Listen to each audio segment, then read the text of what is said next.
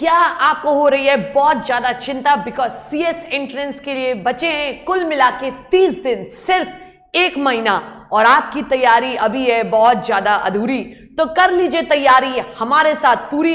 मैं आपकी दोस्त आ चुकी हूं नवनी भारतीय, बताने के लिए आपको 5 प्यारे प्यारे छोटे छोटे तरीके जिससे आप निकाल लोगे सीएस एंट्रेंस बिल्कुल पहली बार में। मैम हमें इसी चीज का तो इंतजार था। सबसे पहले फर्स्ट थिंग्स फर्स्ट, आप अपना स्टडी कंप्लीट करिए। जो भी आपके सब्जेक्ट्स हैं, 4 सब्जेक्ट्स हैं, उसको डिटेल में पढ़ते चलिए एंड उन्हें साथ के साथ कंप्लीट करते चलिए। जी, जो 2 रेफरेंस मटेरियल आपके आते हैं इंस्टीट्यूट की तरफ से वो जरूर से पढ़ने हैं।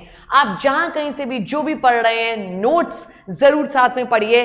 अगर आप पढ़ रहे हैं सीएस वाला से तो नोट्स आपको साथ में मिलते ही मिलते हैं। सो मेक श्योर आप चैप्टर डिटेल में पढ़ रहे हैं एंड ऑफ कोर्स जितना वेटेज है चैप्टर्स का आप उसको उतना इंपॉर्टेंस जरूर से दे रहे हैं। नेक्स्ट बहुत इंपॉर्टेंट बात, भाई साहब और बहनों, सिर्फ एक सब्जेक्ट एक बार में नहीं पढ़ना है, आपको कम से कम 2 या 2 से ज्यादा सब्जेक्ट्स उठाने हैं।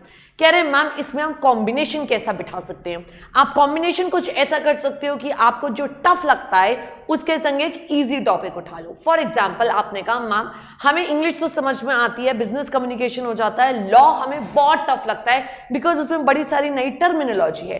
तो आप इन दोनों का कॉम्बिनेशन कर सकते हो। या आप कह रहे हो कि हमें इकोनॉमिक्स ऑलरेडी आता है, वो लाइट सब्जेक्ट है, तो जो भी आपको टिपिकल टॉपिक लगता है उसके संग आप उसको कंबाइन कर सकते हो। आप दिन में रोज के बेसिस पे 2 या 2 से 3 आप सब्जेक्ट्स करने वाले हैं। सिर्फ एक सिंगल सब्जेक्ट लेके मत चलिएगा क्योंकि अब टाइम हमारे पास कम बचा है ऑब्वियसली।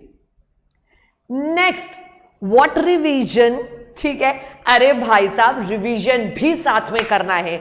आप अब लास्ट के 30 दिनों में स्टडी और रिवीजन दोनों को साथ लेके चलेंगे। ये मत सोचिएगा कि पहले एक बार पढ़ाई हो जाए उसके बाद फिर रिवीजन किया जाएगा, नहीं।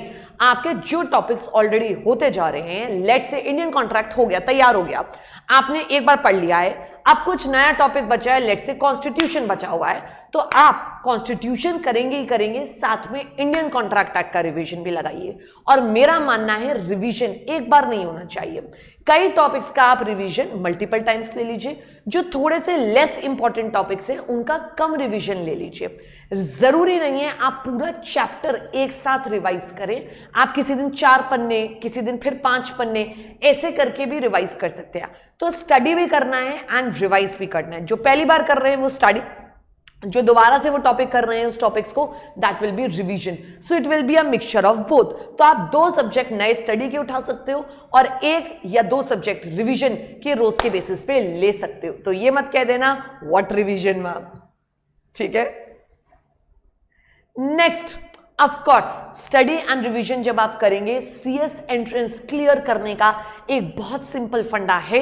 जो मॉक टेस्ट पेपर्स हैं या पुराने पेपर्स का जो डेटा अवेलेबल होता है, कई जगह पाइल्ड कंपाइल्ड आपका रहता है, वो जरूर से करके जाइएगा। एज इट इज क्वेश्चंस फंस जाते हैं मॉक टेस्ट पेपर्स के इंस्टीट्यूट की तरफ से, उसके बिना एग्जाम में बिल्कुल भी नहीं जाना है। तो ज्यादा से ज्यादा स्टडी करें, रिवाइज करें और उसके बाद प्रैक्टिस करें। बिल्कुल आखिरी दिन ऐसी हालत नहीं कर लेनी है, पहले से तैयारी करके चलना है। एंड ऑफ कोर्स रिलैक्स तो करिए ही करिए, एक थोड़ा सा सिस्टमैटिक टाइम टेबल बनाइए। हम मॉर्निंग में इतनी बजे उठेंगे, मॉर्निंग के आवर्स अपने अच्छे रखिए, बिकॉज जब आप सुबह पढ़ लेते हो ना तो कहीं ना कहीं आप पूरे दिन रिलैक्स्ड हो जाते हो, एकदम चिल हो जाओगे कि आज की काफी हमने पढ़ाई खींच ली है। स्केड्यूल सिस्टमैटिक रखिए कि स्टडी करना है, रिविजन करना है, और जब थोड़ा थक जाओ तो मॉक टेस्ट पेपर्स भी लगाने हैं आपको कहीं ना कहीं। एंड विश्वास रखिए अपने ऊपर, have a belief in your gut instinct कि यार हम कर सकते हैं, क्यों नहीं निकलेगा सीएस एंट्रेंस, ऐसा भी क्या मुश्किल है। हम अगर पढ़ेंगे 1 महीना लग के, सब कुछ भुला के, दुनिया भुला के, जरूर से क्लियर कर ले जाएंगे एक बार में। So study well, all the best.